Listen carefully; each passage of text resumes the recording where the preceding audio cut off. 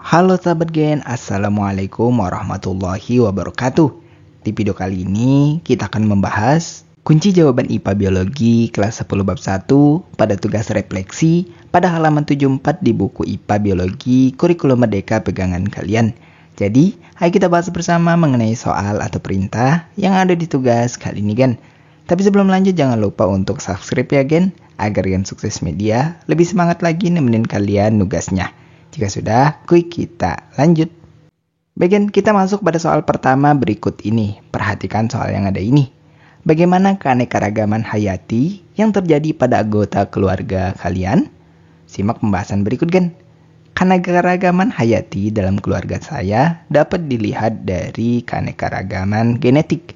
Setiap anggota keluarga memiliki ciri fisik yang berbeda, seperti dari warna kulit, kemudian bentuk wajah, warna dan jenis rambut, serta tinggi badan.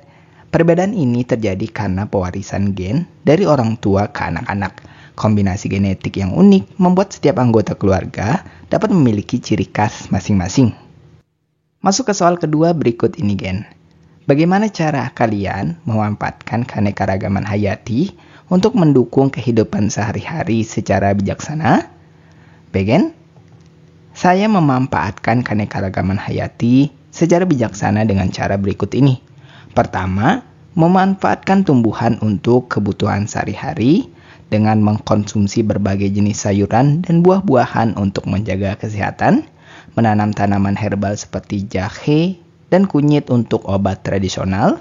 Kemudian kedua, menghormati dan melindungi hewan dengan cara memelihara hewan peliharaan dengan bijak, tidak memburu satwa liar, dan tentunya membeli produk hewani dari peternakan yang ramah lingkungan. Ketiga, yaitu melestarikan lingkungan dengan cara menanam pohon dan dapat dengan cara mendaur ulang sampah agar tidak menyumbang pencemaran lingkungan lebih banyak. Dan keempat, menggunakan sumber daya secara hemat. Contohnya dengan menggunakan air dan listrik dengan bijaksana dan tidak menebang pohon sembarangan agar lingkungan tetap lestari. Tindakan ini membantu menjaga keseimbangan alam dan memastikan keanekaragaman hayati tetap terjaga untuk generasi berikutnya. Baik, kita lanjut ke soal ketiga berikut ini. Bagaimana cara kalian mendukung usaha-usaha dalam rangka melestarikan keanekaragaman hayati di Indonesia? Baik, saya mendukung pelestarian keanekaragaman hayati di Indonesia dengan beberapa cara berikut. Pertama, melakukan aksi lingkungan dengan contohnya menanam pohon dan bersih-bersih lingkungan. Kedua, mengurangi penggunaan sumber daya alam dengan cara hemat air dan listrik dan mengurangi sampah.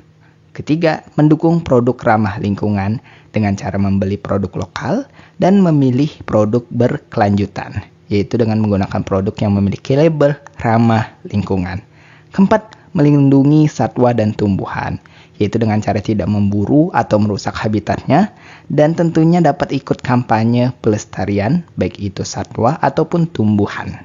Kemudian, untuk yang kelima, belajar dan menyebarkan informasi, yaitu kita diminta untuk belajar tentang keanekaragaman hayati, memahami pentingnya pelestarian lingkungan melalui berbagai pembelajaran, tidak hanya di sekolah, tapi di rumah juga bisa, dan di berbagai tempat dengan memanfaatkan misalnya handphone atau laptop yang kalian punya. Dan tentunya setelah tahu ilmunya, kita bisa menyebarkan kesadaran, yaitu membagikan informasi tentang pelestarian alam kepada teman sebaya kita, keluarga kita, dan orang-orang di sekitar kita. Tentu agar lebih banyak orang yang peduli. Nah, langkah-langkah ini dapat membantu menjaga kekayaan hayati di Indonesia agar tetap lestari untuk masa mendatang. Kita masuk ke soal keempat berikut ini Gen. Apakah kalian lebih memilih mengkonsumsi buah dan sayuran jenis lokal daripada jenis impor? Gen, simak pembahasan berikut. Saya lebih memilih mengkonsumsi buah dan sayuran lokal daripada jenis impor karena beberapa alasan berikut. Pertama, tentu lebih segar karena buah dan sayuran lokal ini biasanya dipanen dalam kondisi segar dan cepat sampai ke pasar, sehingga lebih sehat dan bergizi. Kedua, ramah lingkungan. Transportasi buah impor ini memerlukan perjalanan yang jauh yang menghasilkan emisi karbon tinggi.